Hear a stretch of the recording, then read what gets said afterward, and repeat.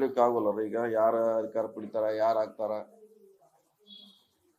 ಅದ್ರ ಬಗ್ಗೆ ಹೇಳಿಕ್ಕೆ ಆಗಲ್ಲ. ಯಾಕೆ ನಮ್ಗೆ ಗೊತ್ತಿಲ್ಲ. ಅದು ನಿಮ್ಗೆ ಮುಂಚೆನೆ ಹೇಳಿದೀವಿ, ಅಲ್ಲಿ ಏನ್ ಚರ್ಚೆ ಆಗಿದೆ ಡೆಲ್ಲಿಯಲ್ಲಿ ನಮ್ಗೆ ಗೊತ್ತಿಲ್ಲ ಅಂತ ಹೇಳಿದೀವಿ. ಈಗ ಅದನ್ನೇ ಹೇಳ್ತೀವಿ ಅಷ್ಟೇ. ರಾಜ್ಯದಲ್ಲಿ ದಲಿತ ಸಿಎಂ ಒಂದು ಅವಕಾಶ ಸಿಗಬೇಕು ಅನ್ನೋದು ಕೂಗುಗಳು ವ್ಯಕ್ತಾಗ್ತಿದೆ. ಖುದ್ದು ಪರಮೇಶ್ವರ್ ಕೂಡ ಮಾತಾಡಿದ್ರು, ಮುನಿಯಪ್ಪರಾದ್ರೂ ಸಂತೋಷ ಅನ್ನುವಂತ ಮಾತಾಡಿದ್ರು. ಹೇಳಿದ ಸುಮಾರು ಸಾರಿ ಹೇಳಿದಾಗ ಅವಕಾಶ ಸಿಕ್ಕರೆ ಒಳ್ಳೇದಂತ ನಾವು ಹೇಳಿದೀವಿ, ಇಂದೆಲ್ಲರೂ ಹೇಳಿದ್ದಾರೆ. ಸೊ ಅಂತಿಮವಾಗಿ ಯಾರು ಮಾಡಬೇಕು, ಯಾವ ಸಮುದಾಯ ಮಾಡಬೇಕು, ಯಾರು ಮಾಡಿದ್ರೆ ಕಾಂಗ್ರೆಸ್ ಒಳ್ಳೇದು ಅನ್ನೋದ ತೀರ್ಮಾನ ಮಾಡೋದು ವರಿಷ್ಠರ ಮಾತ್ರ. ಹೈಕಮಾಂಡ್ ಒಂದು ಕ್ಲಾರಿಟಿ ಕೊಡೋದು ಒಳ್ಳೇದು. ಇದನ್ನ ಅವ್ರನ್ನ ಕೇಳ್ಬೇಕಾದ್ರೆ ನೀವು ಅವ್ರನ್ನ ಕೇಳಿದ್ರೆ ಅವ್ರು ಕೇಳ್ಬೇಕು. ಬಂದು ಹಿಂಗೆ ಆಗಿದೆ ಕೇಳಿದ್ರೆ ಬೆಟ್ರ್. ಬಂದು ಈಗ ನಾವೆಲ್ಲಿ ಹೇಳಿದ್ವಿ, ನಾವು ಕೆಳಗಡೆ ಇದೀವಿ. ಈಗ ನಾವ್ ಅದಕ್ಕೆ ಉತ್ತರ ಕೊಡ್ಲಿಕ್ಕೆ ಆಗಲ್ರ. ಬಂದಿರ್ತಾರ, ಇಲ್ಲಿ ಕೇಳ್ಬೇಕಲ್ಲ. ಈಗ ನಾವೇನ್ ಹೇಳೋರಿಗೆ ಪರಮೇಶ್ವರ್ ನೀವು ಬಹಿರಂಗವಾಗಿ ಕೇಳಿದ್ರಿ, ರಾಜ್ಯದಲ್ಲೇ ಮಲ್ಲಿಕಾರ್ಜುನ ಖರ್ಗೆ ಅವರು ಕರ್ನಾಟಕದಲ್ಲೇ ಆದ್ರೂ ಕೂಡ ಪ್ರಶ್ನೆ ಸಿಗ್ತಾ ಇಲ್ಲ ಅಂತ ಹೇಳಿದ್ರೆ ಸಿಎಂ ಇದಾರೆ, DCM ಇದಾರೆ, ಅವರೇ ಅದಕ್ಕೆ ಸರಿಯಾದ ಉತ್ತರ ಹೇಳ್ಬೋದು. ಈಗ ನಾವೆಲ್ಲಿ ಹೇಳಿದ್ರು ಪರಮೇಶ್ವರ್ ಕೂಡ ಹೇಳ್ತೇವೆ, ಪದೇ ಪದೇ ಇದು ಆಗ್ತಾಗೋದ್ರಿಂದ ಆಡಳಿತದ ಮೇಲೆ ಪರಿಣಾಮ ಬೀರ್ತಾ ಇದೆ. ಸೂಕ್ತ ಅಲ್ಲ ಇದು, ಕೆಲವು ನಿರ್ದಿಷ್ಟ ಆಡಬೇಕು ಅಂತ ಹೇಳಿದ್ದಾರೆ. ಅದು ಕರೆಕ್ಟ್. ಈಗ ಅಲ್ಲಿ ನಾವು ಹೇಳಿ ನಮ್ ಸ್ಪಷ್ಟೀಕರಣ ಹೇಳುವಾಗ ಹೇಳಿದೀವಿ. ಪದೇ ಪದೇ ಮತ್ತೆ ಅದನ್ನ ರಿಪೀಟ್ ಮಾಡೋದು ಅವಶ್ಯಕತೆ ಇಲ್ಲ.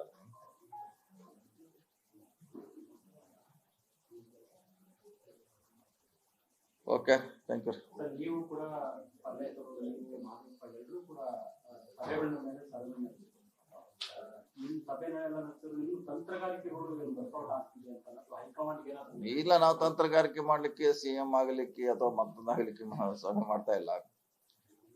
ಒಂದು ದಲಿತ ಸಮಾವೇಶ ಮಾಡ್ಬೇಕಂತ ಎಲ್ಲೋ ಒಂದು ಚಿತ್ರದುರ್ಗ ಮಾಡಿದ್ವಿ ಬಿಫೋರ್ ಎಲೆಕ್ಷನ್.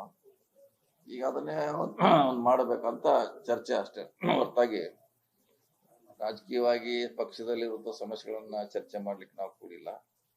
ಅವಾಗ ಸುಮಾರು 3 ವರ್ಷ ಆಗಿದೆ ಹೆಚ್ಚು ಕಮ್ಮಿ ಮಾಡಿ.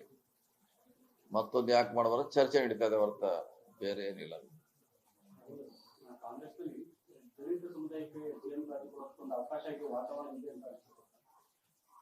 ಬರ್ಬೋದು, ಮುಂದಿನ ದಿನಗಳಲ್ಲಿ ಬರ್ಬೋದು. ಬರಂಗಿಲ್ಲ, ಕಾಯ್ಬೇಕಲ್ಲ, ವೇಟ್ ಮಾಡ್ಬೇಕು. ತಕ್ಷಣ ಹೇಳಿದ್ರ ಅವಕಾಶಗಳಿಲ್ಲ. ಮುಂದಿನ ದಿನಗಳು ಕಾಯ್ಬೇಕು, ಅವಕಾಶಗಳನ್ನ ಸೃಷ್ಟಿ ಮಾಡ್ಬೇಕು.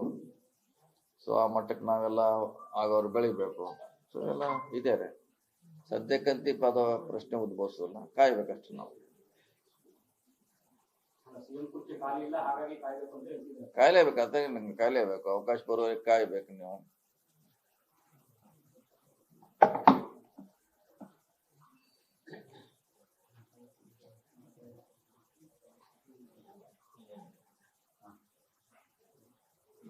ಸಚಿವರು ಸರ್, ಹೈಕಮಾಂಡ್ ಹೇಳಿದ್ರೆ ನಾವು ಸಚಿವ ಸ್ಥಾನ ತ್ಯಾಗ ಮಾಡ್ತೀವಿ ಅನ್ನೋ ಮಾತನ್ನ ಹೇಳ್ತಿದ್ದಾರೆ. ಹೌದಾ? ಎಲ್ಲ ಹಿರಿಯರಿಗೆಲ್ಲ ಬೇರೆ ಬೇರೆ ಜವಾಬ್ದಾರಿ ಕೊಡ್ಬೇಕು ಅಂತ. ಅಲ್ಲ, ಹೈಕಮಾಂಡು ತನ್ನದೇ ಅಂತ ಲಿಸ್ಟ್ ಮಾಡೇ ಮಾಡ್ತಾರೆ.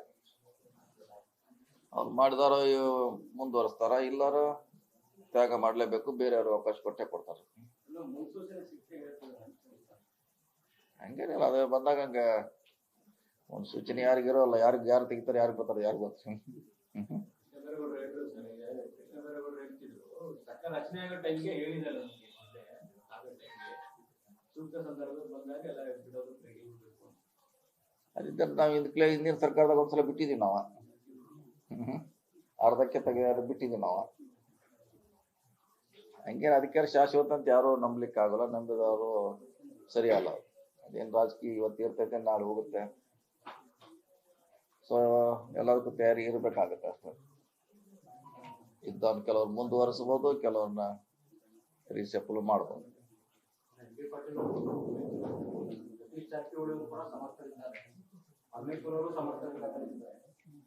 ಅದೀಗ ಅನ್ವಯಿಸೋದಿಲ್ಲ. ಅದ ಸದ್ಯಕ್ಕೆ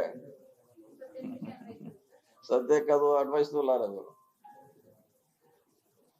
ಎಲ್ಲಾರದ ಬಹಳಷ್ಟು ನಮ್ಮ ಪಕ್ಷದಲ್ಲಿ ಬಹಳಷ್ಟು ಜನ ಅದಾರ, ಸಮರ್ಥ ಇದ್ದಾರೆ. ಅದು ಈಗ ಯಾವ್ದೋ ಅನ್ವಯಿಸೋದಿಲ್ಲ.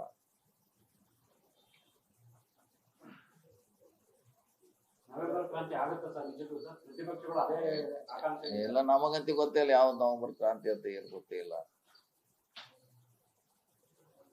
ಹೇಳ್ತಾರೆ ಪಕ್ಷ ಇದೆ, ಕ್ರಾಂತಿ ಆಗೋ ಪ್ರಶ್ನೆ ಬರಂಗಿಲ್ಲ. ಪಕ್ಷ ಇದೆ, ಮೇಲ್ಗಡೆ ಹೈಕಮಾಂಡ್ ಇದೆ, ಕ್ರಾಂತಿ ಆಗ್ಲಿಕ್ಕೆ ಅವ್ರ ಬಿಡ್ತಾರೆ, ಬಿಡೋಲ್ಲ.